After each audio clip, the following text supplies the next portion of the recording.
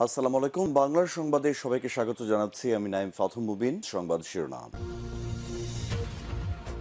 ইন্না লিল্লাহ। মধ্যপ্রাচ্যে তৃতীয় বিশ্বযুদ্ধ ছড়িয়ে পড়েছে, চলছে হামলার পর হামলা। জায়নবাদী ইহুদিবাদীদের কোনোভাবে ছাড় দেবে না ইরানের ইসলামী বিপ্লবী গার্ড বাহিনী। দখলদারদের চরমভাবে শিক্ষা দিচ্ছে তারা। ইরানের পক্ষ থেকে জানানো হয়েছে যে ইহুদিবাদী ইসরায়েলকে কোনোভাবেই ছাড় দেওয়া হবে না। লেবাননে হামলা দেয় তাদের উপর আরও তীব্র থেকে তীব্র আকারে আক্রমণ করার সিদ্ধান্ত নিয়েছে এবং মার্কিন যুক্তরাষ্ট্রের দুইটি ডেস্ট্রয়ারকে হরমুজ প্রণালী থেকে মিসাইল মেরে ধ্বংস করেছে ইরানের বিপ্লবী গার্ড বাহিনী। আবার সৌদি আরব ইরানের পাশে দাঁড়িয়েছে। সৌদি আরবের পক্ষ থেকে জানানো হয়েছে যে সৌদি আরব ইরানের পাশে থাকবে। পাশাপাশি আমাদের মুসলিম দেশ তুরস্ক এবার ইহুদিবাদী ইসরায়েলে যে কোনো সময় সামরিক অপারেশন চালানোর ঘোষণা দেবে। সেজন্য তুরস্ক ইতিমধ্যে তুরস্কের সেনাবাহিনী প্রধানকে রেডি থাকার জন্য এরদোয়ান নির্দেশ দিয়েছে। এর ফলে জায়নবাদী ইসরায়েল চরমভাবে ধরাশায়ী হয়েছে। তারা কোনোভাবেই আসলে কোনো কিছু অর্জন করতে পারেনি। তারা যে আশা নিয়ে ইরানে আক্রমণ করেছিল, এখন চরমভাবে ইরানের হাতে ধুলাই খেয়ে তারা পুরোপুরি ফেঁসে গেছে। ইরানের পাশে দাঁড়িয়েছে বৈশ্বিক পারমাণবিক শক্তিধর রাষ্ট্র পাকিস্তান, রাশিয়া এবং চীন। তারা আমেরিকাকে সরাসরি হুঁশিয়ারি দিয়ে জানিয়েছে যে ইরানের বন্দরে যদি নৌ অবরোধ চলতে থাকে তাহলে মার্কিন যুক্তরাষ্ট্রের সমুদ্রেতে ভাসতে থাকা যে যুদ্ধজাহাজ রয়েছে সবগুলোকে একদম গুড়িয়ে দেওয়া হবে। আর এরই মাঝে আমাদের হাতে এসে পৌঁছেছে এই যুদ্ধের সর্বশেষ গুরুত্বপূর্ণ সব থেকে তাজা আপডেট সংবাদ আপনাদের জানিয়ে দিব।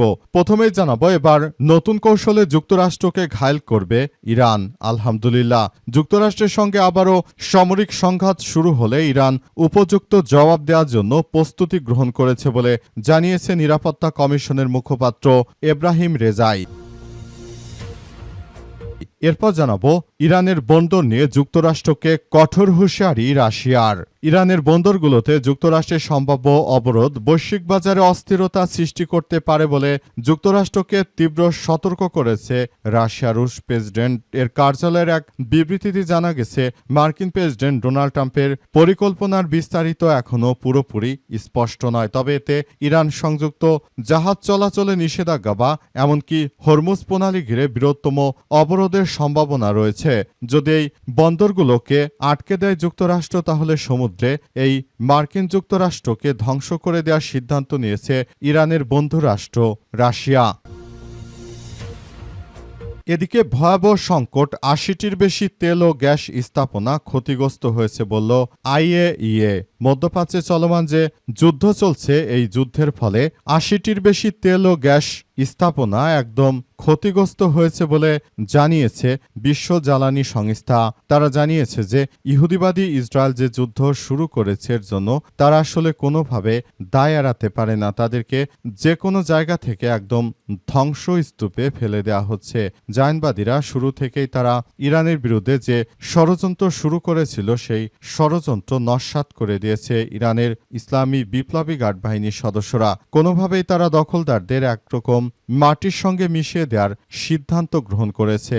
এর জন্য দখলদারদের ধ্বংসস্তূপে পরিণত করাচ্ছে ইরানের ইসলামী বিপ্লবী গার্ড বাহিনীর সদস্যরা। কোনোভাবেই তারা দখলদারদের ছাড় দেবে না ইরানের ইসলামী বিপ্লবী গার্ড বাহিনীর সদস্যরা। এবারে জানাবো, ইরানের ইউরেনিয়াম সমৃদ্ধকরণ ২০ বছর বন্ধ রাখার প্রস্তাব দিয়েছিল যুক্তরাষ্ট্র। ইরান পাত্তা দেয়নি। পাকিস্তানের ইসলামাবাদে অনুষ্ঠিত যুদ্ধবিরতির আলোচনায় ইরানের ইউরেনিয়ামকে ২০ বছরের জন্য ইউরেনিয়াম সমৃদ্ধকরণের উপর দাবি জানিয়েছিল মার্কিন যুক্তরাষ্ট্র। তবে ইরানের পক্ষ থেকে মাত্র ৫ বছরের জন্য সেটি মেনে নেওয়া হয়। এবং সর্বশেষ জানাবো, ২৫ বছরও নিষ্পত্তি হয়নি রমনা বটমূলে বোমা হামলা। ২০০১ সালে যখন বিএনপি সরকার ক্ষমতায়, তখন রমনা বটমূলে ছায়ানটের বর্ষবরণ অনুষ্ঠানে ভয়াবহ বোমা হামলার ঘটনায় দায়ের করা হত্যা মামলা ২৫ বছরও চূড়ান্ত নিষ্পত্তিতে পৌঁছায়নি।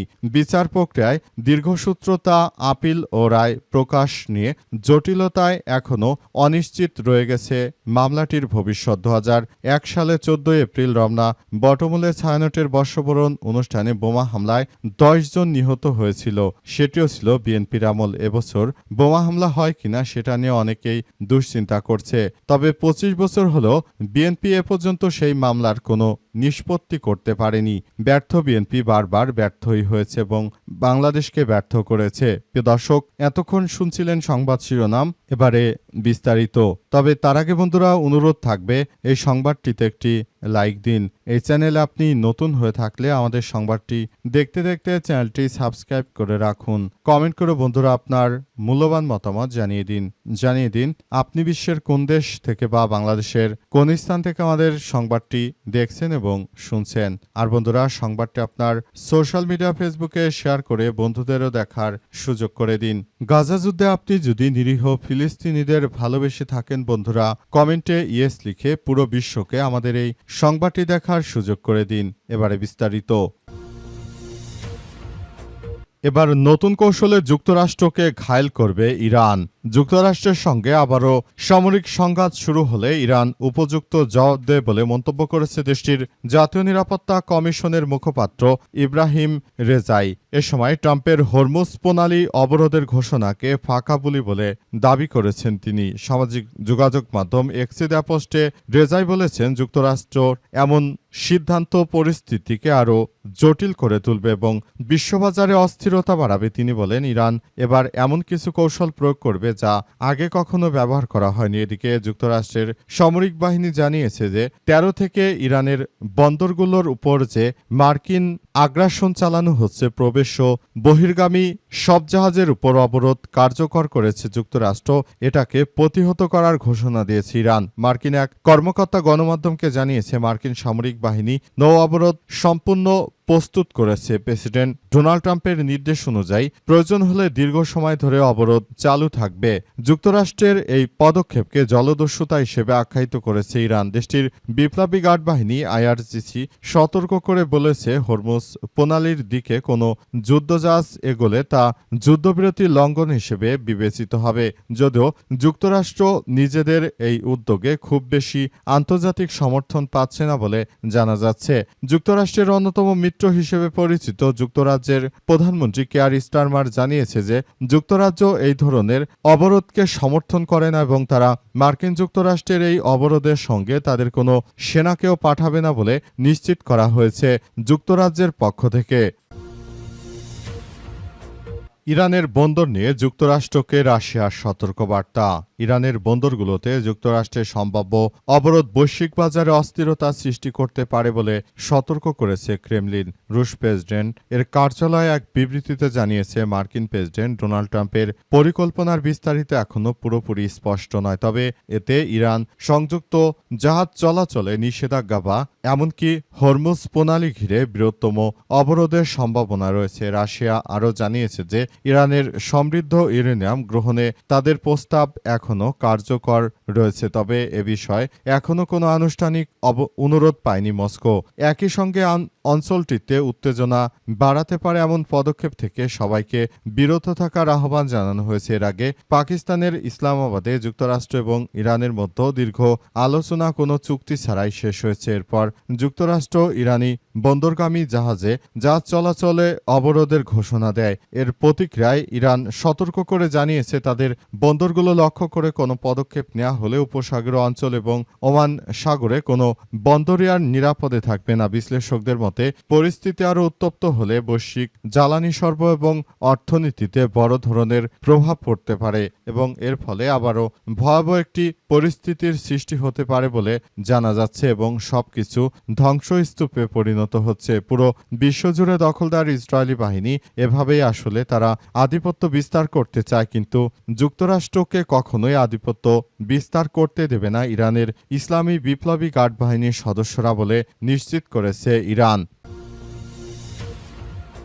ভয়াবহ সংকট, ৮০টির বেশি তেল গ্যাস স্থাপনা ক্ষতিগ্রস্ত হয়েছে বলল আইএইএ। মধ্যপ্রাচ্যে চলমান যুদ্ধের প্রেক্ষাপটে বৈশ্বিক জ্বালানি বাজারে ইতিহাসে সবথেকে বড় সংকট তৈরি হয়েছে বলে সতর্ক করেছে আন্তর্জাতিক জ্বালানি সংস্থা আইএইএ। সংস্থাটির পরিচালক ফাতি বিরল আজ এক বিবৃতিতে জানিয়েছেন যে ইরান যুদ্ধের কারণে তেল ও গ্যাস সরবরাহ ব্যাপক বিঘ্ন ঘটেছে, যা বৈশ্বিক অর্থনীতির জন্য খুবই ঝুঁকি তৈরি হয়েছে। আইএইএ জানিয়েছে মধ্যপ্রাচ্যে ৮০টির বেশি তেল ও গ্যাস স্থাপনা ক্ষতিগ্রস্ত হয়েছে এবং গুরুত্বপূর্ণ সমুদ্রপথ হরমুজ প্রণালী কার্যত বন্ধ হয়ে গেছে। এই প্রণালীর মাধ্যমে বিশ্বের প্রায় ২০% তেল ও গ্যাস পরিবহন করা হয়। এর ফলে অচল অবস্থা সরাসরি বৈশ্বিক জ্বালানি সরবরাহ ও বিপর্যয় নেমে এসেছে। পরিস্থিতি মোকাবেলায় আইএইএ সদস্য দেশগুলোকে দ্রুত জ্বালানি ব্যবহার কমানোর আহ্বান জানানো হয়েছে। কিছু দেশ ইতিমধ্যে জরুরি পদক্ষেপ নিতে শুরু করেছে বলেও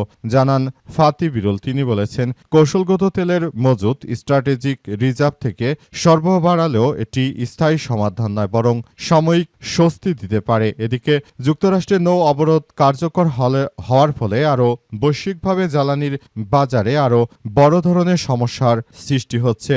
মার্কিন যুক্তরাষ্ট্র তারা যে আশা নিয়ে তারা ইরানের উপর আক্রমণ চালিয়েছিল, প্রকৃতপক্ষে তারা আসলে কোনো কিছুই করতে পারেনি, বরং এখন পরিস্থিতি আরও খুবই খারাপ আকার ধারণ করেছে এবং মনে করা হচ্ছে যে এই পরিস্থিতির জন্য জায়নবাদী দখলদারেরা সম্পূর্ণরূপে দায়ী। কারণ তারা যেভাবে কার্যক্রম চালিয়ে যাচ্ছে, এটি কোনো মুসলিম দেশ হিসেবে আমরা গ্রহণযোগ্য বলে মনে করতে পারি না। কারণ আমেরিকা তারা তাদের মতো কাজ করবে, তারা কেন ইরানের পারমাণবিক কর্মসূচি নিয়ে কথা বলবে? কারণ তারা পারমাণবিক কর্মসূচি নিয়ে কথা বলার কোনো অধিকার রাখে না। এটি ইরানের সম্পূর্ণ ব্যক্তিগত ব্যাপার।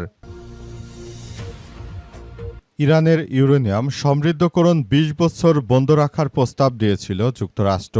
পাকিস্তানের ইসলামাবাদে অনুষ্ঠিত আলোচনায় ইরানকে তাদের ইউরেনিয়াম সমৃদ্ধকরণ কর্মসূচি ২০ বছর পর্যন্ত স্থগিতের প্রস্তাব দিয়েছিল যুক্তরাষ্ট্র। তবে ইরান এই প্রস্তাবে রাজি না হয়ে ৫ বছর পর্যন্ত স্থগিত রাখার পাল্টা প্রস্তাব দেয়। এ নিয়ে ইসলামাবাদের আলোচনায় এক পর্যায়ে দুই দেশের প্রতিনিধিদের মধ্যে তীব্র বাক্য বিনিময় চলে বলে জানা গেছে। ইরানি ও মার্কিন কর্মকর্তাদের বরাতে এই তথ্য জানিয়েছে সংবাদ মাধ্যম দ্য নিউ ইয়র্ক টাইমস। প্রতিবেদনে বলা হয়েছে যে পাকিস্তানে অনুষ্ঠিত আলোচনায় যুক্তরাষ্ট্র এবং ইরান তেহরানের পারমাণবিক কার্যক্রম স্থগিত করার বিষয়ে একে অপরের কাছে প্রস্তাব বিনিময় করেছে, কিন্তু কোনো চুক্তিতে পৌঁছানোর ক্ষেত্রে তাদের মধ্যে এখনও বিশাল ব্যবধান রয়ে গেছে। তারা এখন পর্যন্ত কোনরূপ চুক্তিতে পৌঁছাতে পারেনি বলে জানা গেছে এবং এই চুক্তি না হওয়ার পেছনে মার্কিন যুক্তরাষ্ট্র সরাসরি দায়ী। কারণ ইরান তারা যদি এই চুক্তি করুক বা না করুক, এটি তাদের ব্যক্তিগত বিষয় হিসেবে বিবেচনা করা হচ্ছে। কারণ হিসেবে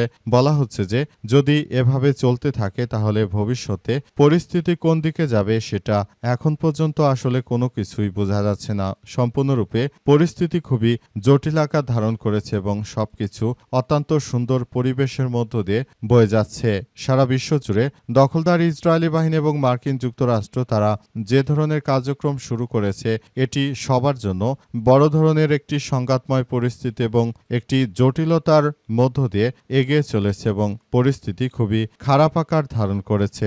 সবকিছু ধ্বংসপ্রাপ্ত হয়ে যাচ্ছে। দখলদার বাহিনী কোনোভাবেই আসলে চাইলেই এই বিষয়গুলো তারা অর্জন করতে পারবে না। দখলদারদের মাটির সঙ্গে মিশিয়ে দিচ্ছে ইরানের বিপ্লবী গার্ড বাহিনীর সদস্যরা। দখলদারদেরকে একদম ধূলিসাৎ করে দেওয়ার সিদ্ধান্ত নিয়েছে ইরান। এর জন্য দখলদারদের কোনো কার্যক্রমই তারা মানবে না বলে ইরানের পক্ষ থেকে নিশ্চিত করা হয়েছে এবং সেটি আসলে বাস্তবায়িত হচ্ছে এবং সেভাবে পরিস্থিতি মোকাবেলা করবে ইরানের ইসলামী বিপ্লবী গার্ড বাহিনী।